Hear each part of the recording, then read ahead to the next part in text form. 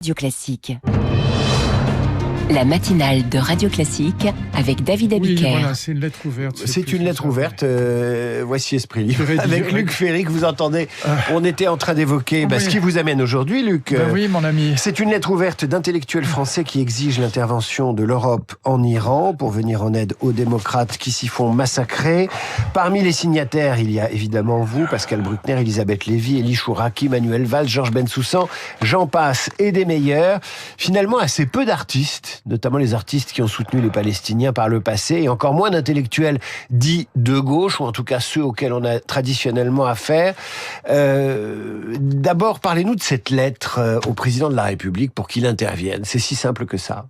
Simple, non, mais enfin, on a quand même des services secrets qui ne sont pas uniquement faits pour faire sauter le Rainbow Warrior. Je pense qu'ils peuvent faire aussi autre chose. Donc, voilà, je plaisante à peine.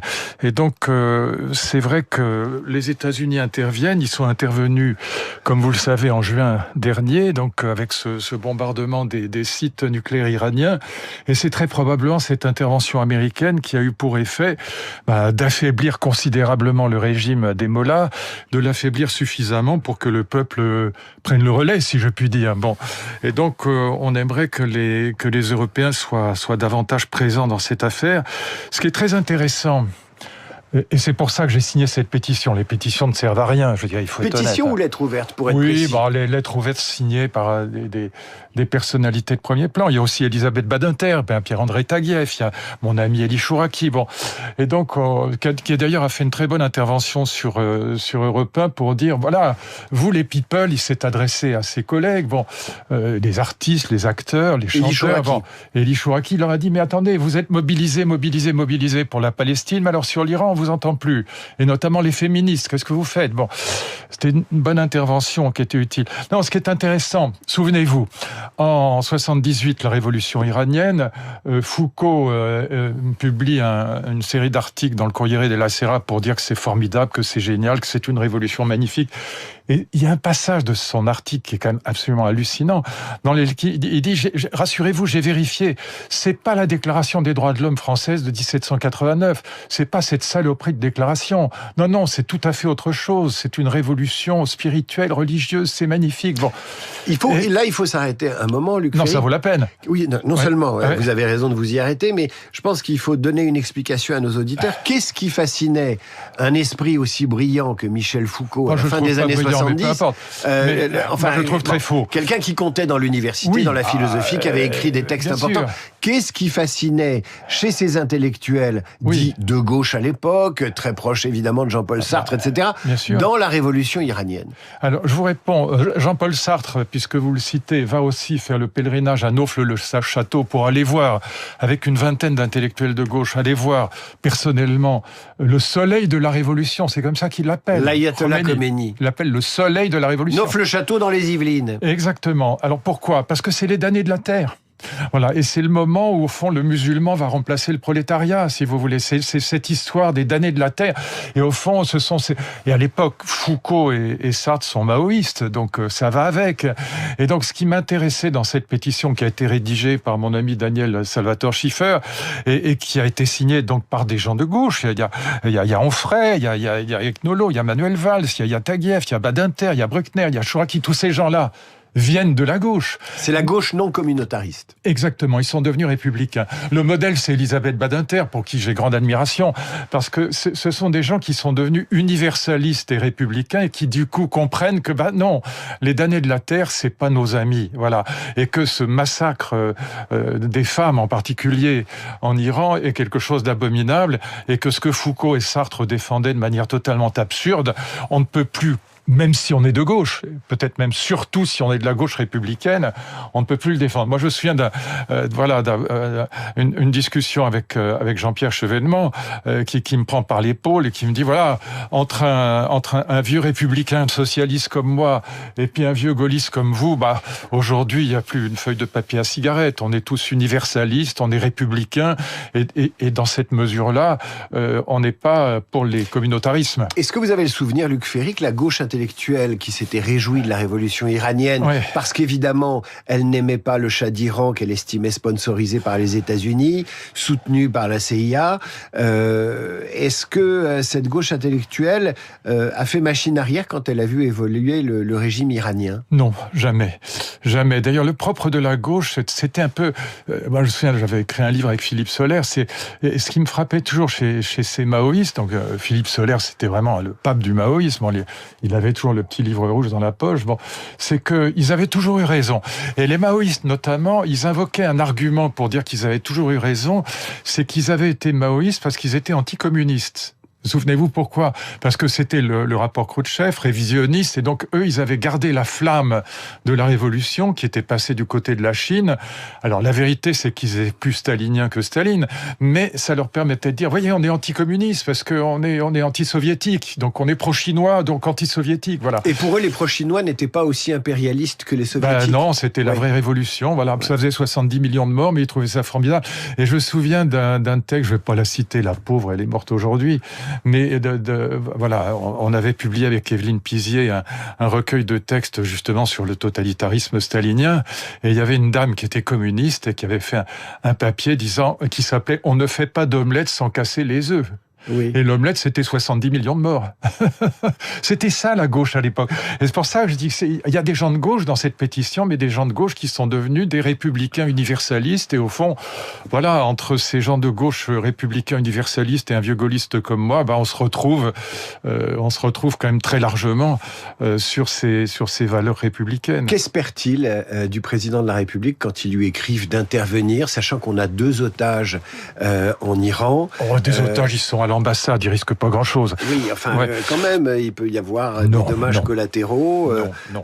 Il y a des risques. Il y a probablement plus de 20 000 morts aujourd'hui selon les organisations. Donc nous, on a 2 otages et on va pas bouger alors qu'il y a 20 000 morts et notamment des femmes qui sont massacrées. Non, c'est un manque de courage.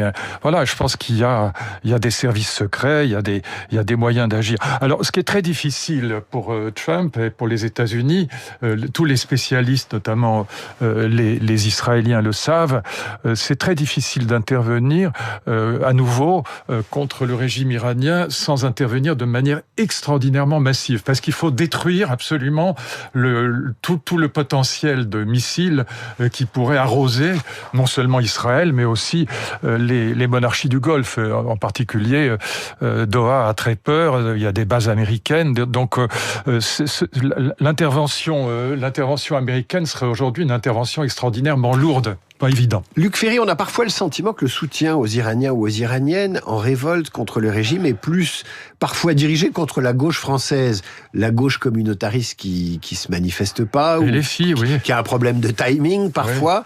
Oui.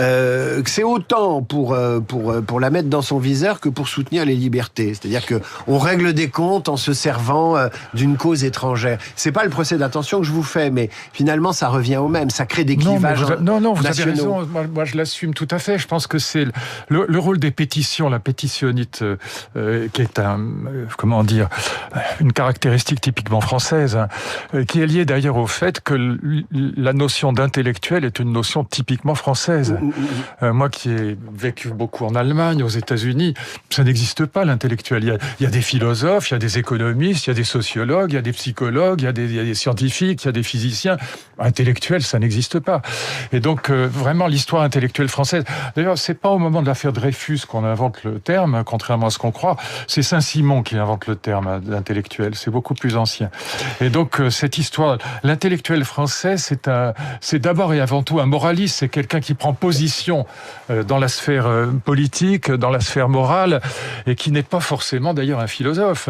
Loin de là, d'ailleurs, très souvent, c'est pas des philosophes. Et donc, la pétitionnite, elle est liée à ça. Et donc, il est évident qu'une pétition ou une lettre ouverte, elle sert surtout, ça va pas faire évoluer considérablement le régime des Mollins, ça, ils en ont absolument rien à foutre. Mais en revanche, ça permet de prendre position par rapport à l'échiquier politique et moral français. Je vais vous poser une question complètement tordue en essayant de faire le lien entre ce que vous venez de nous expliquer et le Forum économique de Davos qui commence aujourd'hui. Vous avez une 60aine de chefs d'État et de gouvernement, une myriade de consultants, d'essayistes, d'économistes, d'hommes d'affaires, d'entrepreneurs. gouverneurs. Et 130 milliardaires, oui. Donald Trump fera sans doute un discours qui sera remarqué, de même que son opposant démocrate numéro 1, Gavin Newsom, qui est invité, c'est le gouverneur de Californie. Ma question est simple et je la mets en parallèle avec les pétitions, les lettres ouvertes d'intellectuels, les mouvements intellectuels au service de grandes causes. C'est les idées qui sauvent le monde ou c'est le commerce ou la finance ? Non, aujourd'hui, c'est la tech. Il faut être très clair. Ce qu'il y a derrière la puissance américaine, c'est d'abord et avant tout la tech. C'est la Californie. Ensuite, il y a évidemment l'économie et le militaire.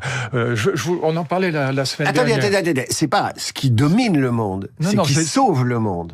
Ah, sauver, ça, c'est autre chose. C'est ma question. Non, mais est-ce que Trump sauve le monde? Est-ce que c'est le commerce entre les nations? Est-ce que c'est le fait que tout le monde ait intérêt à faire du commerce, à faire des profits? Est-ce que c'est ça qui sauve le monde et qui peut encore le sauver, ou est-ce les idées? Non, la thèse libérale, c'est que le commerce n'est pas simplement un commerce de l'argent, c'est aussi un commerce des personnes, un commerce des âmes, comme on disait.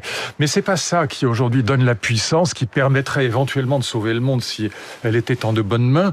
La puissance, et c'est ce qui fait que l'Union européenne ne peut pas rétorquer véritablement, elle ne peut pas répondre à Trump, c'est que Trump, il a les trois puissances fondamentales. La puissance militaire, c'est la plus grande armée du monde. Il a la puissance technologique, la tech américaine est absolument géniale. Et puis, il a la puissance économique. Et nous avons perdu les trois. Et donc, du coup, on s'agite, Macron monte ses petits muscles, mais la vérité, c'est qu'on ne peut absolument rien faire. Luc, merci. Nous allons nous séparer, je vous dis à la semaine prochaine, évidemment. Il faut qu'on retrouve notre souveraineté pour y arriver, militaire et technologique, pour pouvoir nous opposer aux États-Unis. Mais tant qu'on n'a pas ces deux souverainetés, on ne peut rien faire. En attendant de retrouver notre souveraineté, on va retrouver Carmen et juste derrière, Franck Ferrand qui va nous en parler. C'est pas mal non plus. Allez, on écoute un extrait de Carmen et puis on fera un passage d'antenne avec Franck, un passage augmenté, si j'ose dire.